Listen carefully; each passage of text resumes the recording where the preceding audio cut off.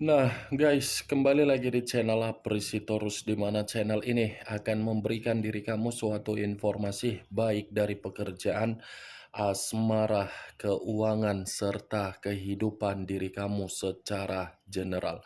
Sebelum saya memberikan suatu informasi dari berbagai aspek yang barusan saya katakan tadi, saya juga mengingatkan kepada teman-teman, informasi yang saya berikan terhadap diri kamu bukan suatu acuan untuk kamu ambil dan untuk kamu terima.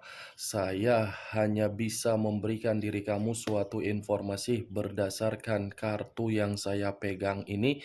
Diri kamu hanya bisa berencana terhadap kehidupan kamu, akan tetapi di balik dari informasi dan perencanaan tersebut, lagi-lagi yang menentukan adalah Sang Pencipta.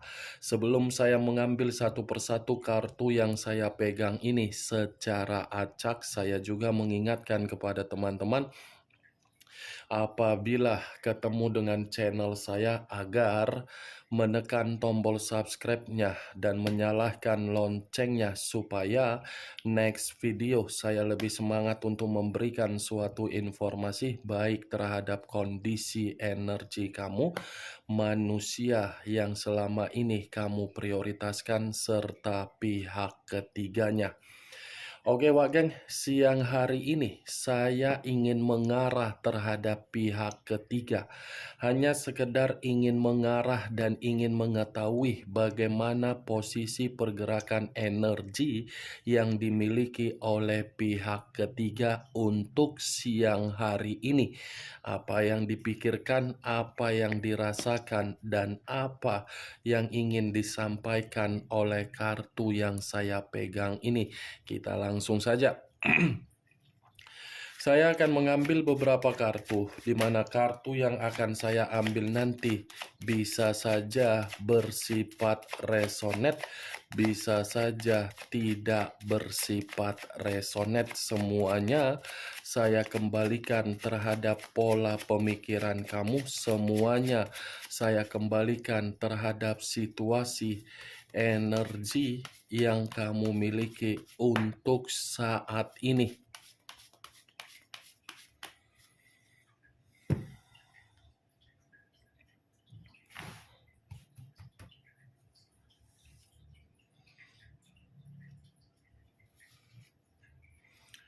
Muncul kartu ini. Sekali lagi saya mengatakan, muncul kartu yang saya pegang ini.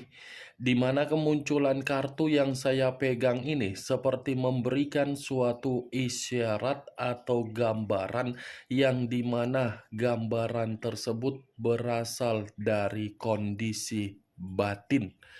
Kondisi batin yang bisa saja saya kategorikan untuk siang hari ini sepertinya masih bersifat pasrah.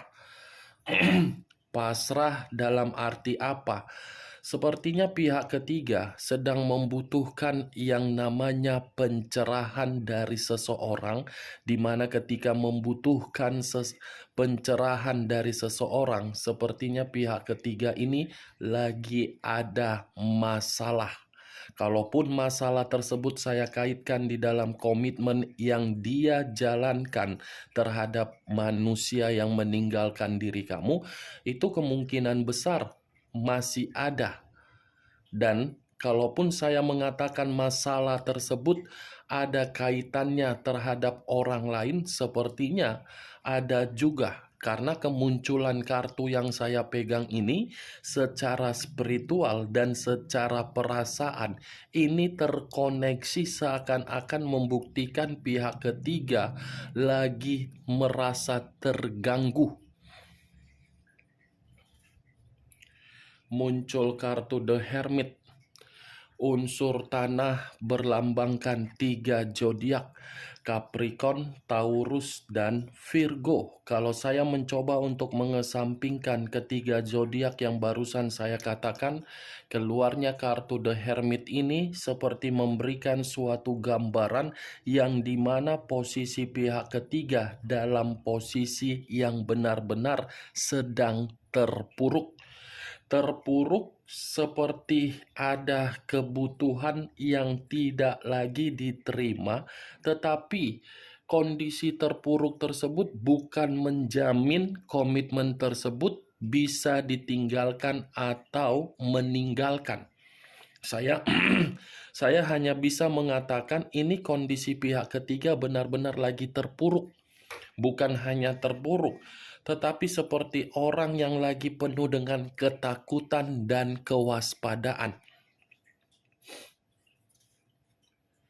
Muncul kartu Three of Wands, terdiri dari 3 tongkat. Kalau saya mencoba menarik satu tongkat dari ketiga tongkat tersebut, satu tongkat yang saya tarik ini sepertinya dalam waktu dekat ini pihak ketiga ingin melakukan perjalanan ini, yang dimana perjalanan ini bisa saja saya kategorikan untuk melepaskan situasi amarah, atau mungkin perjalanan yang akan dilakukan oleh pihak ketiga karena memang membutuhkan sesuatu hal yang bersifat ketenangan.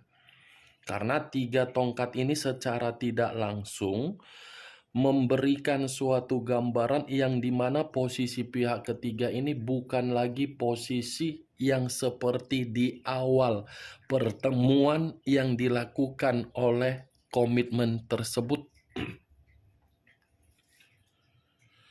Muncul kartu King of Pentacles, raja atau ratu yang memegang satu koin. Kalau saya mencoba untuk menarik kata koin, koin ini lagi-lagi mengatakan ada suatu bentuk keserakahan yang diterima oleh pihak ketiga.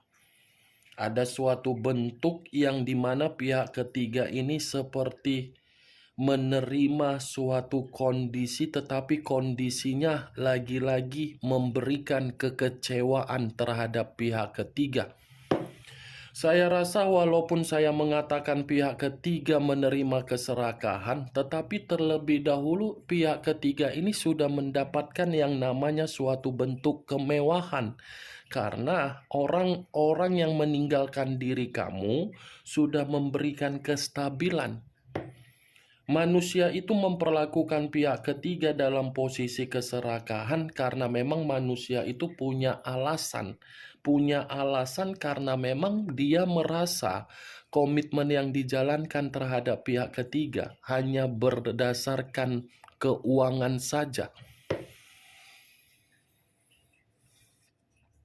Muncul unsur air, berlambangkan 3 zodiak, Pisces, Cancer, dan Scorpio.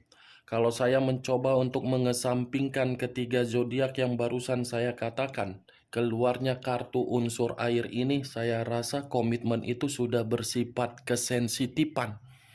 Tetapi kesensitifan muncul karena memang salah satu pihak dari kedua belah pihak sudah merasa curiga.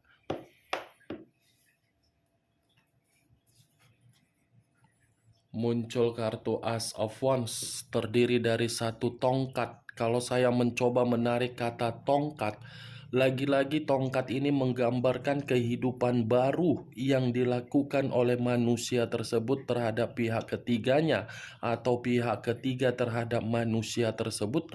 Saya mengategorikan untuk siang hari ini dalam posisi yang tidak nyaman.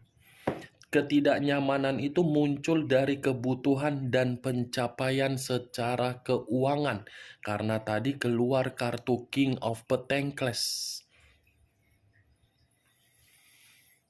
Muncul kartu Two of Swords, terdiri dari 2 pedang, kiri dan kanan, kanan dan kiri. Kalau saya mencoba menarik 1 pedang dari kedua pedang tersebut, saya rasa 1 pedang yang saya tarik ini membuktikan komitmen itu sebenarnya sudah komitmen bersifat buntu, sudah bersifat frustasi, sudah bersifat lelah, sudah bersifat seperti memiliki pemikiran yang tidak ada suatu bentuk kenyamanan. Tetapi ya situasinya karena memang diawali dengan kondisi kemewahan atau keuangan, ya lagi-lagi komitmen itu bukan untuk ditinggalkan. Walaupun salah satu pihak atau kedua belah pihak saling memberikan suatu kondisi ketidaknyamanan, bukan berarti komitmen itu bisa ditinggalkan. Hanya sejenak atau hanya sementara waktu untuk mengintrospeksikan diri dari komitmen tersebut.